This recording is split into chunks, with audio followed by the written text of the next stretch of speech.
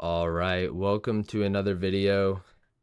This is going to be a trade review and price action review from today, July 2nd, as well as an introduction to standard deviation plus SMT theory before the full YouTube video is out. Okay, so let's get right into it. So, to start off, why did I trade the ES today over the NQ? All right, and this is very simple to me.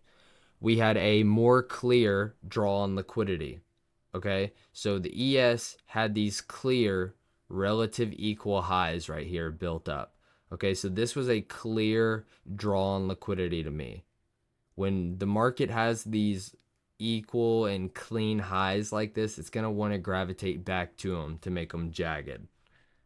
And then you can see the NQ did not have relative equal highs there. It was already pretty jagged. Okay, so the ES had a more clear, higher time frame draw on liquidity to me. So that is what I was focusing with this morning and why I traded the ES over the NQ. All right, so now let's dive into the price action. All right, so we're going to be starting looking over here to the left. So this was the start of the month, okay? We started July here. We opened up. Here was midnight price, okay? We manipulate above it and then displace down, creating the breaker. We have a valid swing point here to project off of. And you can see we called for this move as well. We moved down 3.5 to 4 standard deviations and we capped the range, all right? And then we moved back up and just consolidated the rest of the day. So then here, once we built up these relative equal highs, they had my interest going into today. But I'm not looking to do anything until after midnight price at least, okay? Midnight price is the framework for the whole day, all right? I don't recommend trading the Asia session ever, okay? So we have the manipulation of midnight price here. Once again, we move above it, displace down, creating the breaker valid swing point here to project off of. And you can see we move down 2 to 2.5 standard deviations here is lining up just above the previous day's low and 3.5 to 4 standard deviations of the bigger picture. Okay, so this is the lower time frame in the smaller picture here, the manipulation of midnight price, and then here this was the higher time frame. Okay, the bigger picture. All right, this was where we started the month. And you can see on this move lower, we went down and took out the previous day low. Look at the NQ. The NQ is nowhere near the previous day low. All right, so right there is our SMT. Okay, but SMT by itself is just another pattern. So we need some logic with this SMT. So what logic is there? Well, we're seeing SMT as we're trading into 3.5 to 4 standard deviations on the higher time frame where we're expecting the range to cap. And then we're also trading into 2 to 2.5 standard deviations from the manipulation of midnight price, okay? So multiple things lining up here, but look, it goes even deeper. All right, let's look at this consolidation here. This was London. We were in straight consolidation for London. All right, and I talked about that in the Discord. I said London was clear accumulation. Accumulation, manipulation, distribution. Remember it. Don't ever forget it. All right, why do we expect manipulation after accumulation? Okay, because in here during this accumulation, we built up resistance and support. So we had people going short and people going long here with their stops above the highs and lows. So they give that false breakout of the low, making the people that were long sell for a loss, and they're inducing sellers into the market here as we're breaking so-called support. All right, so they think we're about to break out because we've been consolidating and we're finally breaking the low. So we're breaking out. Oh my God, we broke the flag pattern, the bear flag. We're about to dump. But really, that was accumulation, and then manipulation, okay, because we're expecting manipulation out of accumulation, and it's high probability when it's into things like this. 3.5 to 4 standard deviations and 2 to 2.5 from the lower time frame, and we're seeing SMT here. Okay, SMT is what's going to validate your trade ideas. All right, so the SMT is what validated this and told me that the manipulation was being taken place here. All right, so one more thing, 6 a.m. This is the start of a new 4-hour candle. All right, so we started the 4-hour candle here. We moved up, and then you can see we moved down, and you best believe this is projectable to the downside. The manipulation above the 4-hour open, look at that. We came down, hit 2 to 2.5 standard deviations.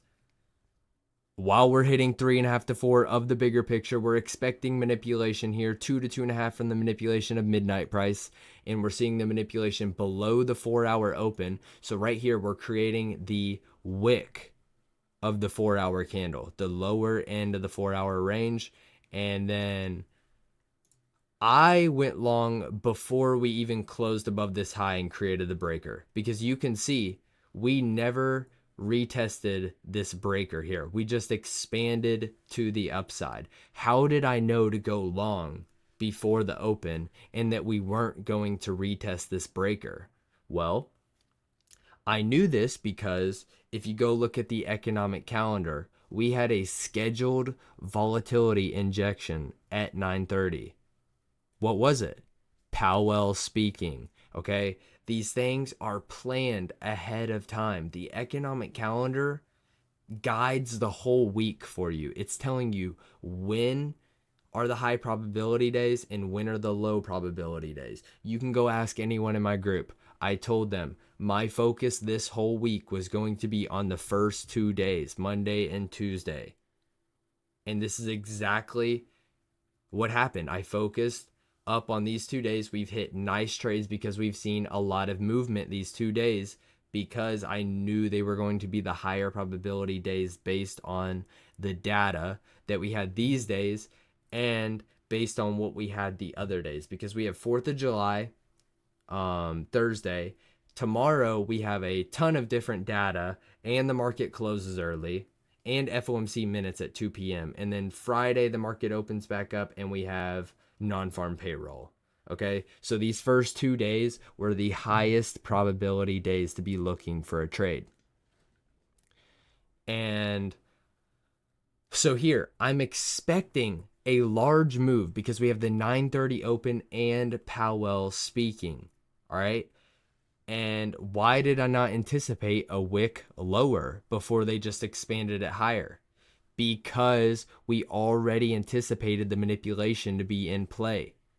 The chart was telling us the manipulation was already in play. We had accumulation, manipulation, okay? Manipulation into 2 to 2.5 standard deviations of the 4-hour projection, 2 to 2.5 standard deviations from the manipulation of midnight projection, and then 3.5 to 4 standard deviations from the bigger picture projection. And then we're seeing SMT at the low confirming the manipulation is taking place there. And then we start the buy side of the curve. All right, and then you can go down, and this was a lower time frame breaker entry as well. You could have gotten here before the expansion. I did wait closer till the 9:30 open, just because I knew we were going to see the large expansion then. So I was just waiting for it. And then you can see we move up, and then they actually did give another breaker entry for anyone that wanted one after the 9:30 open. So they take it straight up, they dip it back down onto what, a 15-minute FVG and breaker, and then boom, send it up into 2 to 2.5 standard deviations and buy side liquidity. Okay, so how could you have known this breaker and FVG was going to be a high probability entry? Well, the higher time frame draw was still higher. We had not taken out the buy side liquidity. We had not hit 2 to 2.5 standard deviations. Okay, and then what do we expect at 2 to 2.5 standard deviations? either reversal or reaccumulation. And in this case, we were expecting still higher prices because when we see equal highs like that, we want to move to and through. Okay? And you can see you can project back down because on reaccumulation, we want to see us take out liquidity. All right. And you can see reaccumulation back down. We're taking out an internal low into what? 2 to 2.5 standard deviations. And then from there, we just went right on to 3.5 to 4 standard deviations. And then you can see we did do it right at the end of the day. But once we hit 4 standard deviations, we haven't gone anywhere. We've just been sideways, okay? These concepts that I'm using and talk about every day are so key within the development of a market maker model, and it's going to give you a great understanding of what should actually be happening within price and why. Okay? So I really hope you got something from this. I know it was a lot to take in, but I'm telling you, once you can start to break down these things and see them every day, your mind's going to be blown with how accurate you can get in reading and trading price. Because we don't only just read price around here, we trade that shit. Okay? All right, so I really hope you got something from this.